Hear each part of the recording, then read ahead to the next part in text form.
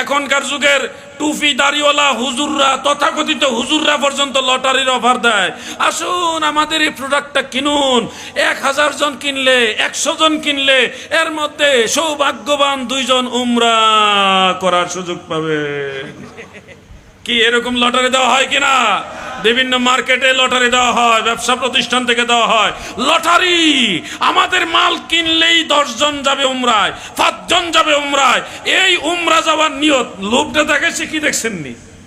উমরা পবিত্র একটা ইবাদত উমরা। সেই উমরা পালনের লোভ দেখায় আপনার কাছে মাল বিক্রি করছে, শেষে দেখা গেল 2 জন 4 জন উমরাতে পাঠাইলো। আপনারা মনে করছেন লটারি ভাইয়া উমরা করতে আইছি, এটা তো নিশ্চিত জান্নাতে যাবো। আপনার ওই লটারি ধরাটাও হারাম। এই হারাম টাকা দিয়ে যদি আপনি উমরা করেন, এই টোটাল জিনিসটাই হবে নাজায়েজ।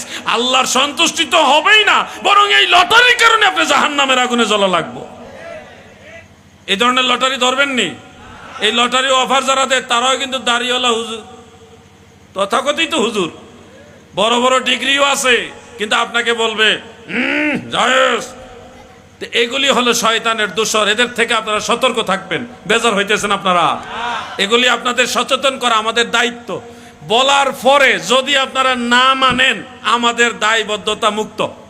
এটার জন্য আল্লাহ আমাদের জিজ্ঞাসা করবে না, কিন্তু বলে দিচ্ছি, জানিয়ে দিচ্ছি, এখন আল্লাহ তাআলা আমাদেরকে আর হাসরের ময়দানে জানাবে না। না জানাইলে বিপদ আছে। তোমরা আমার মেসেজ, আমার নির্দেশ আমার বান্দাদের কাছে পৌঁছে দাওনি কেন? এই কেনর উত্তর দিতেই তো পারবো না। এই জন্য 1 নম্বরে মদ হারাম। মদ মানে কি? বোতলে যেটা থাকে ওইটাই মদ। মদ কাকে বলে এটার একটা ব্যাখ্যা আপনাদের জানা দরকার।